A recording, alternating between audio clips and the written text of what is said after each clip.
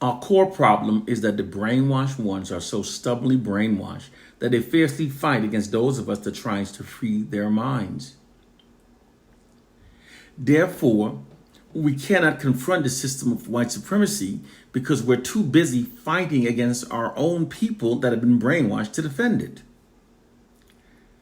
One of the saddest things that the white society has done to Africans throughout the diaspora is that they've so deeply indoctrinated their lies into the minds of our people that we tend to reject any evidence that proves that we've been lied to. We're no longer interested in finding out the truth. The white society's lies have totally imprisoned the minds of many of us, and many will fight against anyone that tries to free their minds from those lies. Many black people are afraid to think for themselves. They're scared to look at facts, so they never have to admit that to themselves that they're wrong and they've been lied to.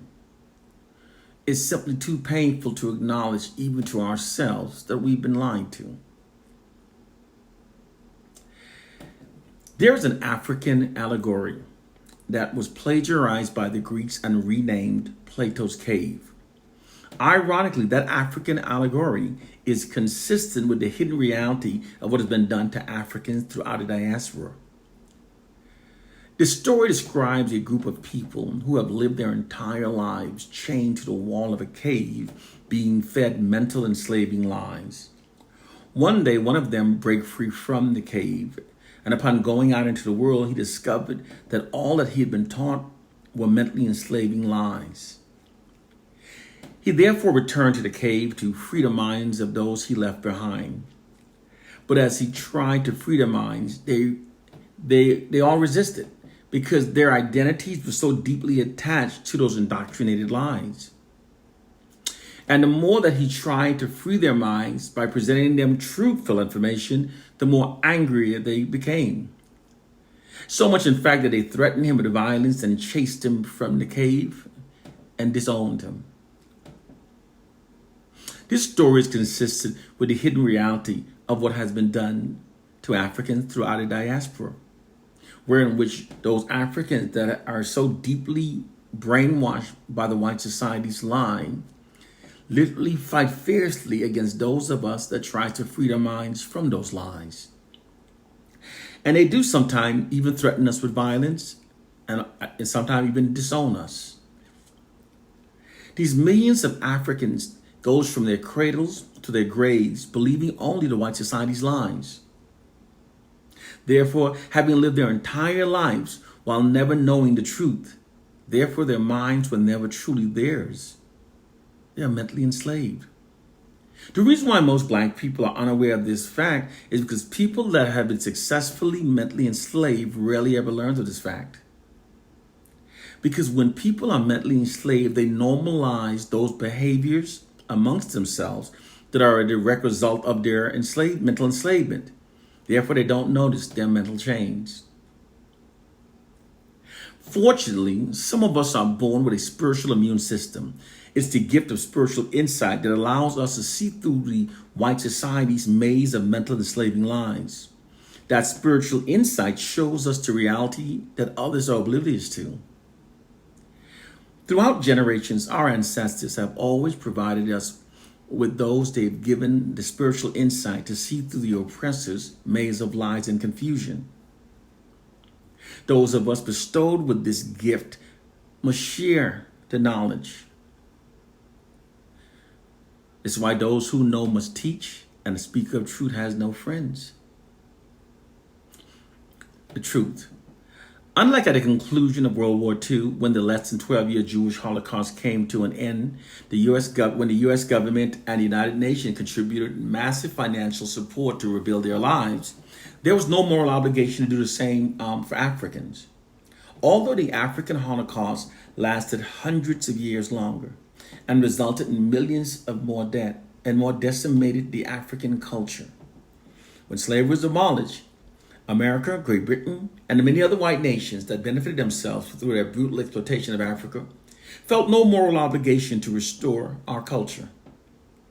Those Western nations that greatly benefited themselves through the exploitation of Africa for many centuries instead focused on their own self-interest to protect themselves from massive unified black retribution, especially given that the fact that their oppression of Africans and exploitation of Africa's natural resources continues indefinite.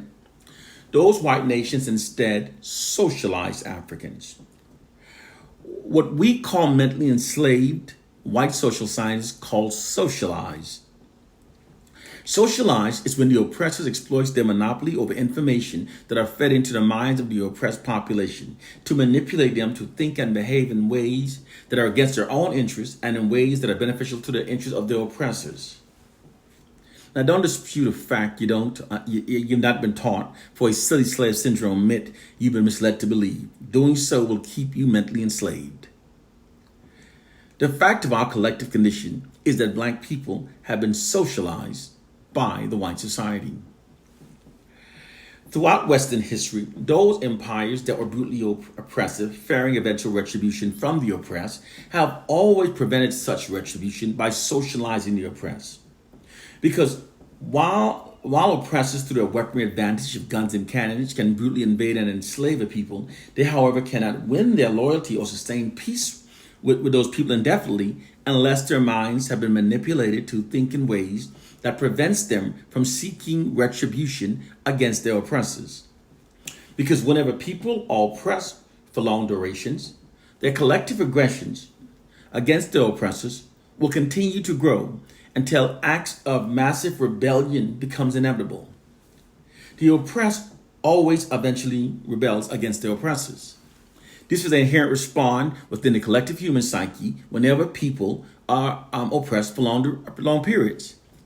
The socializing of the oppressed prevents this inherent response. There are four ways to effectively socialize the minds of an entire generation of people. By what they're taught, by what they see, by what they hear, and through repetition. Because the white society controls the education we're taught, the media images we see, the societal narrative that we hear, and through repetition.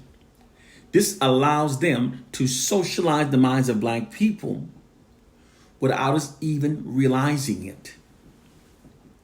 White social scientists describe this nefarious process and practice as merely instilling a value system into the collective minds of the subordinate population that makes them adhere to the authority and existing infrastructure of the dominant culture. It's a true social science. Those black people that do not critically think never notice their mental chains.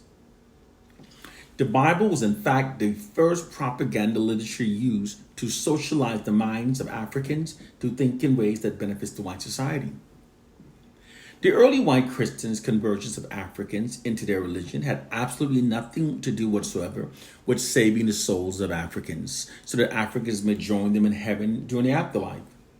This is an irrefutable fact because the early white Christians literally believed that Africans possessed no souls and that heaven was for whites only. In fact, the early white Christians literally believed that the thought of an African entering the kingdom of heaven was as ridiculous as a dog doing so. 100% fact.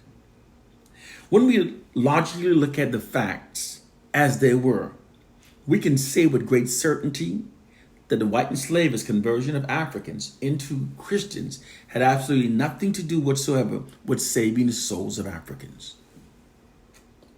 There was another self-serving reason why they put their time and energy into teaching Christianity to a people they otherwise treated so brutally. The self-serving reason was to socialize the Africans, more specifically to indoctrinate the belief of a white God into their subconscious minds. When the Africans were taught to believe that God is white, this produces a profound adoration towards whiteness within their subconscious minds. This profound adoration towards whiteness is then subliminally transposed onto white people. This subconsciously happens without the black person even knowing it. This made the Africans more subservient towards white people.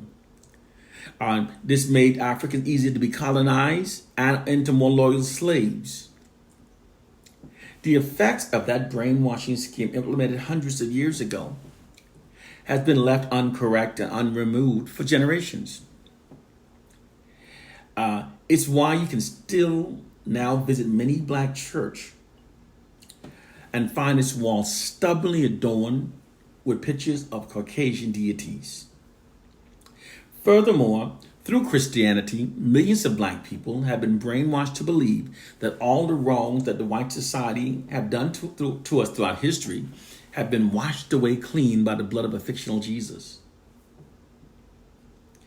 Black people were originally forced to be Christians, and then his doctrine was used to compel black people to forgive the white societies for the brutalities inflicted upon us by whites. The white society never actually repented, apologized. Never. They instead merely converted black people into Christians and then insisted that as good Christians, black people forgive them as their Bible teaches. Furthermore, by teaching the Africans that a white God sent down his white son to earth to die for them, this literally makes millions of black people feel indebted towards the white society. Indebted to the ones who enslaved us because of a fake religion. Christianity has proven itself as being the most successful propaganda tool used for socializing black people. The reason why there's rarely any resolve whenever a black conscious person tries to teach these facts about the faults of Christianity to black Christians is because the conscious person presents documented facts, critical thinking, reasoning, and common sense. But black Christians have been taught to stand by blind faith, even when the abundance of evidence presented are to the contrary. This sounds very admirable, but it actually imprisons the mind. This abandonment of intelligent critical thinking skills in exchange for blind faith is why it's been very difficult to teach a black Christian the truth about his religion, even when presenting them with facts and historical evidence. This is also why most will argue vehemently defending their religion, but rarely ever will they research any evidence presented to them that are to the contrary of their religion. Some will even label those that tries to show them the truth as being agents of the devil. They'll literally say the devil sent you to test me. They have been conditioned to abandon their critical thinking skills and to ignore all evidence to the contrary of their religion. Therefore, their intelligence have literally been decreased by their religion. To try to teach the truth about Christianity to people that has renounced the use of reason, facts, common sense, is literally as difficult as feeding medicine to the dead. The Bible is in fact the first propaganda used to socialize the minds of black people. In 1968, white social scientists determined that the socializing of Africans needed to be reinforced daily and unrelentingly in order to remain effective. The hidden reason. During the 1960s, African Americans' unified protests against the U.S. system of white supremacy was unprecedented. African Americans confronted it in all fronts. It was confronted through civil disobedience tactics, militant means, nonviolent protests, and with black lawyers pleading for equality with America's highest Supreme Court. African Americans' unified protest still remains unrivaled by any other minority group in U.S. history. African Americans had unknowingly proven themselves as being the greatest threat against the U.S. system of white supremacy. In the face of this unprecedented unified black protest, FBI Director J. Edgar Hoover said that the unification of the American Negro is the greatest threat against the nation. They declared our liberation as being their greatest threat. To remedy what was then called the Negro problem, in 1967, President Lyndon Johnson put together a committee called the Kerner Commission. Their assignment was to study the Negro problem, find the cause of the problem, and then develop solutions. In 1968, white social scientists hired by the Kerner Commission determined that an aggravating core factor for that decade's unprecedented unified black protests was an elevated unifying black collective self-esteem brought on by the emergence of the Black Pride movement. They also learned then that black collective aggressions towards the white society had reached a boiling point, resulting in massive unified protests and acts of rebellion against the white society. It's the inherent response that usually happens whenever people are held in a long-term oppression, as I mentioned earlier. White racism had reached a boiling point within the collective minds of African Americans, which resulted in that decade's unprecedented unified black protests. Okay, those white social scientists largely determined that they could socialize black people further and subdue black protests by deploying an ideological subversion system against black people that keeps the self-esteem of black people low and keeps our collective aggression shifted away from the white society and redirected towards ourselves. They achieved both of these objectives by keeping black people believing the fraudulent worst narratives about ourselves. Presently, all narratives about black people are written exclusively by white people. This unfair scenario allows white oppressive forces to easily negatively shape how black people perceive ourselves collectively. People are easily controlled by the narrative they receive about themselves. Very easy. When people are constantly fed positive, affirming information about themselves, this raises their collective self-esteem and it unifies them. It doesn't matter if the information presented is untrue. Most people will respond according to the information because they've all received the same information. Okay? However, the opposite, when people are constantly fed negative, demoralizing disinformation about themselves, the exact opposite happens. Under these circumstances, people become demoralized, divided, self-loathing, and more compliant with their oppressor's dominance over their lives. In fact, many will even prefer it. This also creates self-hatred and disunity, which attacks the core foundation of what bonds a people, and they can then be ruled over forever. And again, it doesn't matter that the information presented is untrue.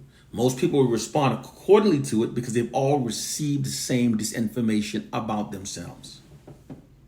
This is the hidden reality of what they did. The second example, demoralization, is an example of what white oppressive forces has done to black people. It's how they start socializing us, and it was achieved through media propaganda. The white media's unrelenting negative depiction of black people is much more than just biased media reporting. The goal is to inundate black people with so much negative disinformation about ourselves that we become so demoralized that we give up the idea of liberating ourselves. It also creates the black self-hatred and disunity which attacks the core foundation of what bonds us as a people, thus allowing the white society to then rule over us forever. This isn't some feeble-minded conspiracy theory. It's the truth. It's a process that is overt and in the open. You can see it with your own eyes. All you have to do is start critically thinking. It's so obvious that it's only by not critically thinking that you can't see this.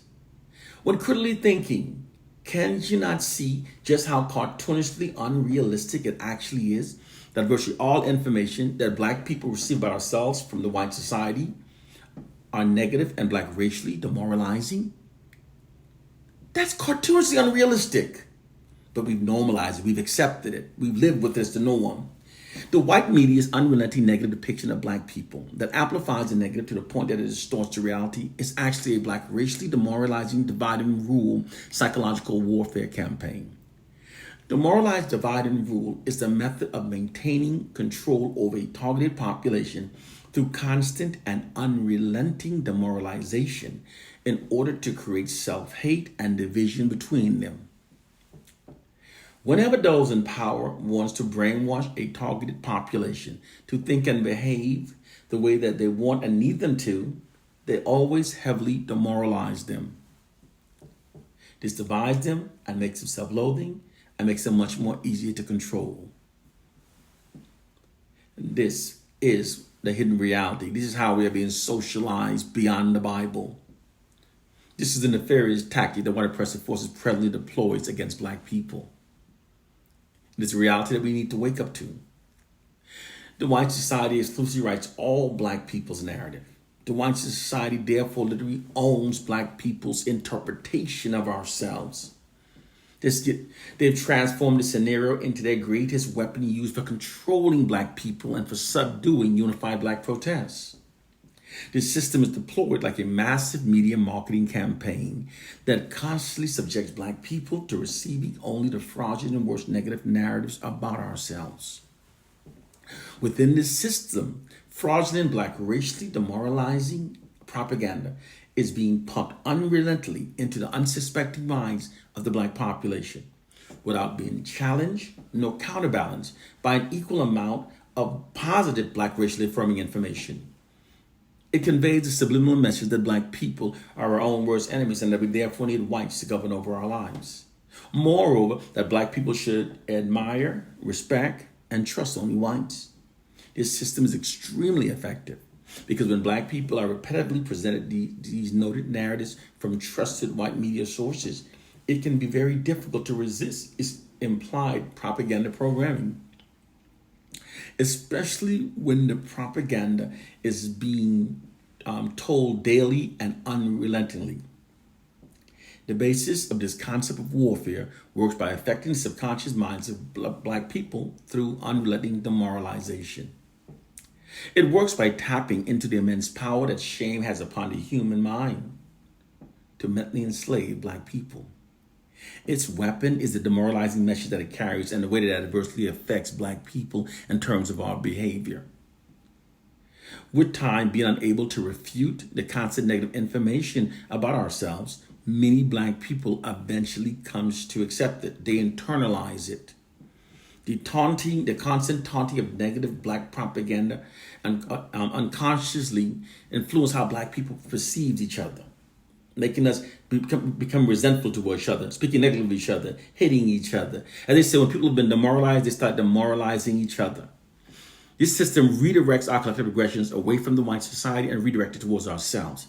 This is the true reason why many black people are now self-loathing and reveres Caucasians in spite of such a brutal history to the contrary. This is precisely what Malcolm X warned us about when he said that if you're not careful, the media will have you hating the people as being oppressed and loving the people as doing the oppressing. This is exactly what's been done to black people. This is all possible because people are like computers. All you have to do is keep giving them certain information every so often, and you can steer an entire generation towards an implied objective called social engineering. It doesn't matter if the information is presented as untrue. Most black people will act upon it because they've all been given the same information, same disinformation about themselves. This psychological warfare system provides white oppressive forces with a more proficient method for socializing black people. For unlike the past blatant racist subjugation tactics that black people could easily identify and therefore develop counter strategies against, this system is not easily recognized nor comprehended by many of its black victims because it's deployed with such sophistication. Through the skillful, sustained use of repetitive media propaganda campaigns, white oppressive forces have created a psychological prison for the collective minds of millions of black people. Those black people that do not critically think never notices their mental chains. This psychological warfare program works so well that it not only makes black people more compliant with white dominance over our lives, it in fact, in many cases, causes many black people to prefer white dominance over our lives. It's at the root of the profound division and self-hatred that affects so many black people. It's also at the heart of the internalized feelings of superiority that many whites have. Whites have a narcissistic ignorance because they don't understand what's happening. They think things are true. You know, the oppressed will always believe the fraudulent worst narratives about themselves. Now, they first began this demoralizing process during our early education development, when our minds are young, The demoralizing process of black children begins during our education development when our minds are young and most impressionable, through an educational setting that denies black students from receiving a black racially affirming education. The white educational system's failure to adequately provide black students with a racially affirming curriculum, as it so routinely does so for white students, is actually essential for maintaining white dominance. Because for a ruling class to maintain its position of social dominance over its oppressed population, they must condition the oppressed from a very early age to accept their own subordinate status within the society and to adhere to the authority of the dominant culture. To do so, the education given to the oppressed from the time that their minds are young and most impressionable must be the type that denies them of a racially affirming education. This is precisely what's being done to black students. White governed schools do not provide black students with a racially affirming curriculum. It does not, as it so routinely does so for white students. It doesn't. They instead intentionally give black students a marginalized version of their history. It's a marginalized version designed to instill black inferiority and white superiority within the subconscious minds of black people. It is a classroom setting where in which the majority of the achievements and contributions made by black people throughout history are systematically withheld from their educational curriculum. Black students are taught from curriculums that primarily exalts the history and achievements of whites only while marginalizing their own. The fact is that for many black people, their schools are the places where they first experience the implication that there's something lesser about being black. Our schools are doing this to us. This black racially devaluing curriculum is being pumped into the impressionable young minds of generations of black students without being counterbalanced by an equal amount of positive black racially affirming information. Consequently, black students must constantly resist the negative perception of being black implicit in an educational curriculum almost exclusively dedicated to white ideologies and white achievements and white history. Furthermore, black students are subjected to this demoralizing education for 7 hours a day from the ages of 5 to 18. Clearly, considerable damage can be done to the self-esteem of many black students within such a large time frame. Brothers and sisters, we have to recognize the war against our minds. And that's why those of us who know, we must teach. And that's why it's frustrating when I'm hearing my people saying, hey, it's Willie Lynch or the Bible going to save us. Because, in fact, we couldn't say anything more ignorant. We honestly couldn't say anything more ignorant than those two statements. And, you know, they have us in a bad state when we have otherwise intelligent black people saying those dumb things, those ridiculous, idiotic things, and trying to liberate ourselves based upon those idiotic ideologies. Brothers and sisters, schools are tools of the government designed to mold a character accordingly. It's how white oppressive forces protect their white society from massive unified black retribution, okay? So what I showed you, that black people have been socialized through religion, black people have been socialized through media manipulation, black people have been socialized during our education development. That's why we have the mindset that many people are mistakenly calling the slave syndrome. Our core problem as black people is that most of us can't see how our minds are being systematically manipulated to think in ways that serve the system of white supremacy, aka how our minds are being socialized. Socialize the true science, the true social science. You know, if you want to hold on to your Bible, hold on to your Willie Lynch, you might as well hold on to a comic book. Hold on to a comic book. And if you don't, and if you don't want to, don't dispute facts you don't understand for lies you've been misled to believe. Doing so will keep you not only mentally enslaved, but will keep you the white man's fools. Learn the truth of our plight and condition. Teach us and share this information. One love and peace.